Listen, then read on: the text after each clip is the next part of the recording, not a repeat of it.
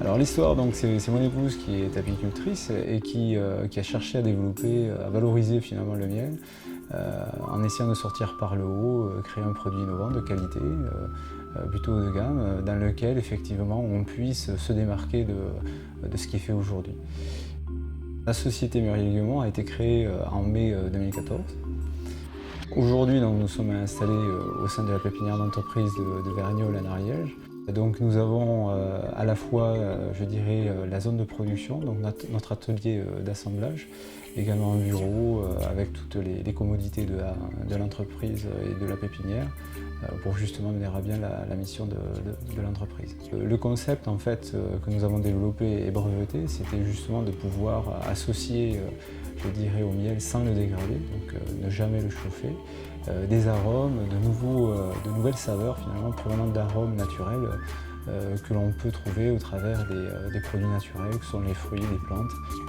Avec une association, donc ça c'est le côté association des ressources familiales, le vin et les alcools.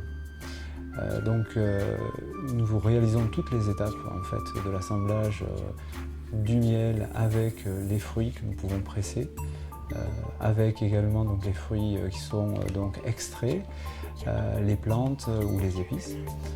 Après cette phase, je dirais, de travail sur à la fois donc, les fruits, les épices et les plantes, on vient donc à réaliser des maturations dans le miel, de telle sorte que tous les arômes, toutes les saveurs, toutes les couleurs finalement apportées par les tanins notamment, puissent être transférées dans le miel avant une phase d'évaporation. Ça permet à la fois de conserver les vertus du miel, de conserver les saveurs et de conférer au produit donc cette texture, cette couleur et ces saveurs uniques. Nous réalisons bien sûr l'emballage avec une étude qui nous a mené assez loin, à la fois sur le design du logo, la forme de l'étiquette et la forme des pots, que nous envoyons directement auprès de nos clients.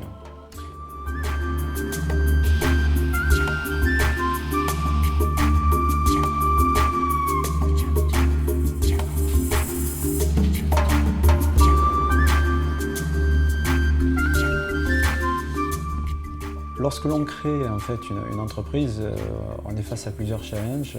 Le premier, c'est l'aspect financier, donc tout ce qui va être ingénierie financière pour monter les dossiers qui nous amèneront à justement pouvoir lancer l'activité.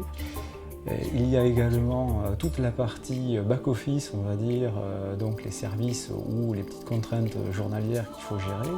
Et après, effectivement, il faut pouvoir avoir un local qui puisse vous héberger et qui soit, je dirais, en accord par rapport justement à l'activité. Et finalement, c'est ce que nous avons trouvé au sein de la pépinière d'entreprise de Verniolle. Nous avons un suivi, notamment avec Régine Orliac, sur l'activité au jour le jour pour effectivement corroborer les chiffres réels à ceux qui avaient été estimés. Il y a aussi une aide, un support apporté par la pépinière, notamment au niveau de la communication, que nous avons aujourd'hui pu mettre en place. Les conditions réunies au sein de la pépinière d'entreprise sont très particulières.